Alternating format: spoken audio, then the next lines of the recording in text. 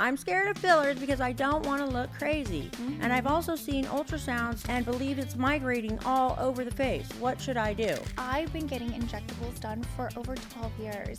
I've never dissolved. I would say the last year I did do a little dissolver, but not fully dissolve, because I just been getting fillers placed for 12 years. Yeah. And I've had my entire face filled. There's no part of me that's real besides my nose is probably the realest part of me. So I have these poor people that come to me and they spend $2,000 taking all the filler out of their face only to find out what they would really look like without all of it. And they're traumatized. Yeah, I use filler to create things that you don't naturally have, like a chin, right? Absolutely. I used to have a square chin. Now I have a pointy chin. You might not even have huge lips, but if that's the only thing done and the rest is all crinkly or small or just totally different, it doesn't look good.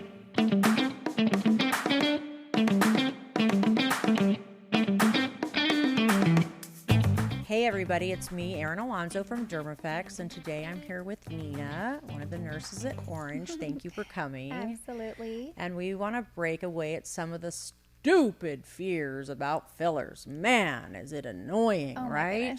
Yeah, absolutely. You guys, let's just break this down, and you don't need to be a scientist to figure it out. It's just called common freaking sense. Right? Here we go, right? I know. So here's the question. I'm scared of fillers because I don't want to look crazy. And I've also seen ultrasounds and believe it's migrating all over the face. What should I do? Be happy it's there, right? Yes. Or else you need to put more filler there. Right. That's the thing. If that means that you're having stimulation all over those areas. Who cares if it's all over your face? Yeah, we naturally have hyaluronic acid in our face and in our skin. So when you're getting filler, it's because you have volume loss, right? So you need to restore it with filler.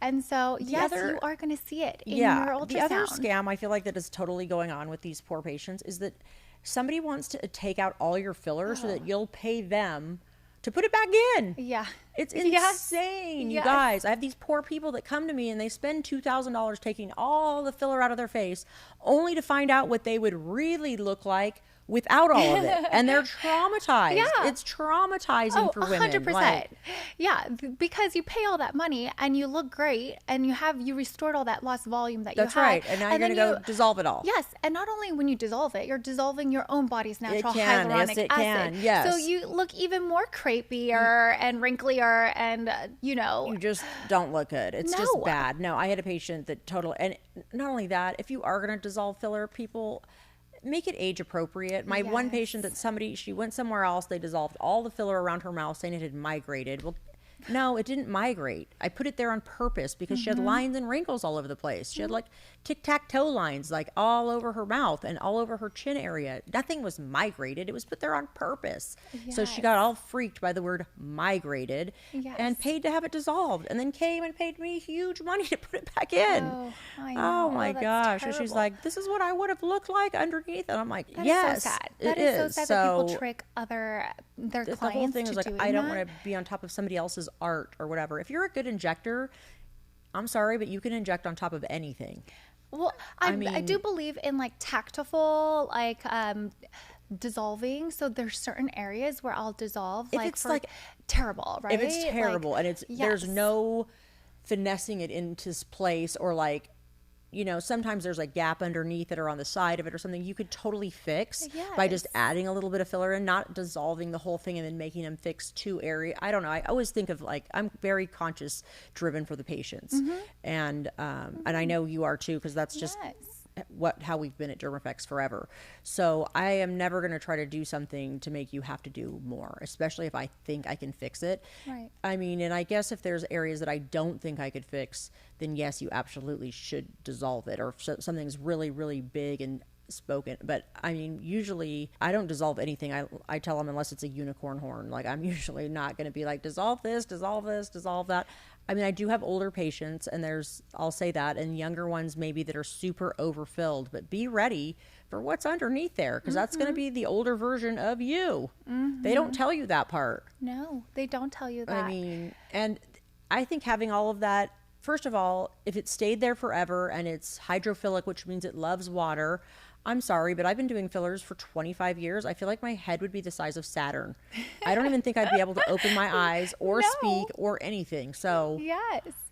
It's a little bit, the science is a little bit off with like real life stuff, right? Yes. I feel like every case is different though, you know, like I've been getting injectables done for over 12 years. I've never dissolved. I would say the last like year I did do a little dissolver, but not like fully dissolve, because I just been getting fillers placed over and over and over for 12 years. Yeah. And I've had my entire face filled. Like there's no part of me that's real besides my nose is probably the realest part of me. Everything else is fake. Okay. But I'm okay with that. I like love it. I paid a lot of money. I worked really hard to like create my face. And so I've been getting I probably have 12 syringes in my lips total, because I do it every year. I do one full syringe for the last 12 years. And so I had a little migration and I just thought, okay, it's time. I saw like a shadow and I was like, oh, that I think it's time. Yeah. So I dissolved that and now everything looks natural. Oh my gosh. But I would never go and like dissolve everything. I'd be mortified how I look. Me too. Like, it was like, dissolve. It's like I'm melting. It is traumatizing. Right? Yeah. My patient was teary eyed. She couldn't believe what her face looked like. I believe it. And she thought that it had dissolved all her natural. She didn't believe she would look that bad. And I was like, well, you know, maybe it did do some of your natural stuff too. But I mean, she definitely aged her probably 15 years. Wow. I mean, I've been getting filler done for 12 years and I have like 12 syringes in my lip. And for the first time, I've decided I'm going to just dissolve a little bit because I saw a little bit of migration there. Okay. Not terrible, but now like my lips look natural. No one would ever say, oh, your lips are fake. Well, they obviously are fake, you know, but they're really not well like done. Yeah. And terrible. And they match your everything. They're like in proportion and all the rest. Thank you. Yeah.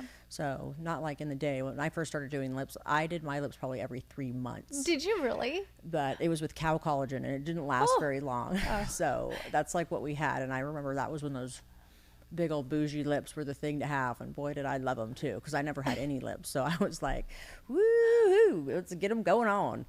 So I've had my lips done. I feel like if anything lasted in lips too, my lips would be, I probably couldn't even speak or eat or any, you know, my lips would be, I don't know. I wish it lasted longer. I wish, I do too, like, so I don't have to do it every my year. lips so I can see how much is still in there and if it's hydrophilic or not, you know. So anyway, I think you guys rest assured we have put so many millions and millions of syringes in people. You're not all of a sudden going to look like a billy goat or, you know, something wild is not going to happen. We have so many years of doing this that it's just another way, I think, to just throw fear and like almost a change. They're changing the industry by like what they're saying. It's like really weird. Like, so now everybody's like, oh, we have to go to stimulators only because of this, but well done is just well done, right? Right. There's an art to it. When you're doing filler, it's very precise. When you're doing any biostimulatory things, yes, it is precise, but not really, right? Because you're just putting shove it in there, right. And you're like, okay, I think this is enough to stimulate enough volume. However, filler's precision, and it's exactly where I want it. I place it where I want it. You do. And it's instant gratification. It's instant results, right? That's right. And we have patients that want instant results. I want instant results. Yeah. As well as I use filler to create things that you don't naturally have, like a chin, right? Absolutely. I used to have a square chin. Now I have a pointy chin. Yes. Oh, thank goodness for filler, right? Yes, absolutely.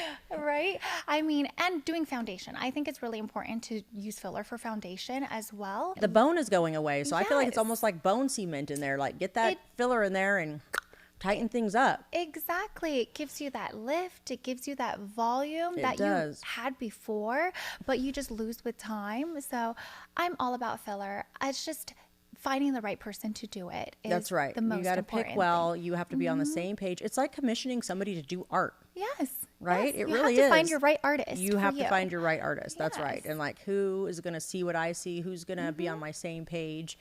And, you know, there are people that sometimes I'm like, I don't think your chin should be any pointier. And they're like, I think it should be. And that's their right to say that. And I do make their chin pointier because that's the opinion about their face, right? So, you know, to each their own too is the other thing. I'm not one that some people are I can see being opinionated on some certain things, but I'm pretty easygoing if it's not unsafe or like unicorn looking. So, oh, absolutely. And that's how I kind of think of it. Yes. And I'm all about like finding harmony in a patient's face as well. That's right. A lot of times people are like, I want lips like yours and I don't want to address anything else. I'm like, well, well, yes, let's do your lips, but at the same time, let's address the other issue, right? Right. You have other, the structures that support your lips. So let's look at the chin shadow. Let's look at the chin. Let's have cheeks to balance everything out, because you don't want this big lip and like nothing else. Nothing else. That really stands out. Yes. And it looks like you might not even have huge lips, but if that's the only thing done and the rest is all like crinkly or small or just totally different, it doesn't look good. No, it doesn't. That's what happens, right? Yes. Or a lot of times we'll have patients like, oh, just this line is bothering me, Right. And yes, I can treat just this line, but there's a lot of things that causes that line to happen. That's right. Let's look at that, right? Let's do that. I'm with you. Yes. So that's a great approach. So I think you should all go along your way and not be worried about all these crazy things that people are saying about everything, and just find a way to feel and look your best. And we're here to offer that to you anytime, 7 days a week. And that's what we do. Yes. So see you guys soon. Thanks for joining in.